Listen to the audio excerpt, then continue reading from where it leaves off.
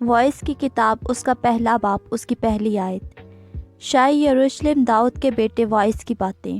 باطل ہی باطل، وائس کہتا ہے باطل ہی باطل، سب کچھ باطل ہے۔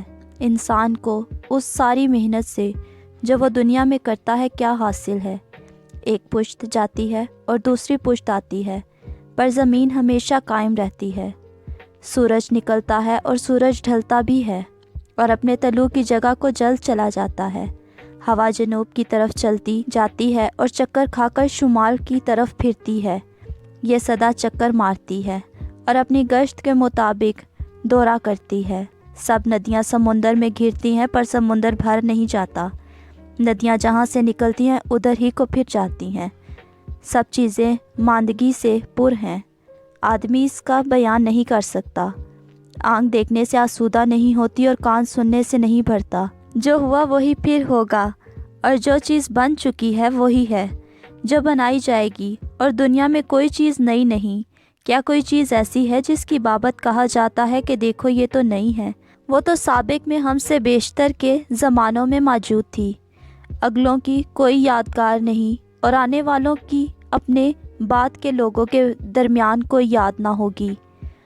میں وائس یروشلم میں بنی اسرائیل کا بادشاہ تھا، اور میں نے اپنا دل لگایا کہ جو کچھ آسمان کے نیچے کیا جاتا ہے اس سب کی تفتیش و تحقیق کروں۔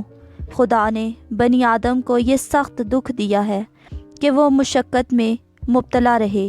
میں نے سب کاموں پر جو دنیا میں کیے جاتے ہیں نظر کی، اور دیکھو یہ سب کچھ بتلان اور ہوا کی چران ہے۔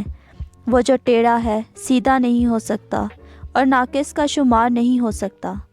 میں نے یہ بات اپنے دل میں کہی، دیکھ میں نے بڑی ترقی کی، بلکہ ان سبوں سے جو مجھ سے پہلے یروشلم میں تھے زیادہ حکمت حاصل کی۔ ہاں، میرا دل حکمت اور دانش میں بڑا کاردان ہوا، لیکن جب میں نے حکمت کے جاننے اور حماقت و جہالت کے سمجھنے پر دل لگایا تو معلوم کیا کہ یہ بھی ہوا کی چران ہے، کیونکہ بہت حکمت میں بہت غم ہے، اور علم میں ترقی دکھ کی فراوانی ہے۔ آمین۔ Subscribe now and press the bell icon.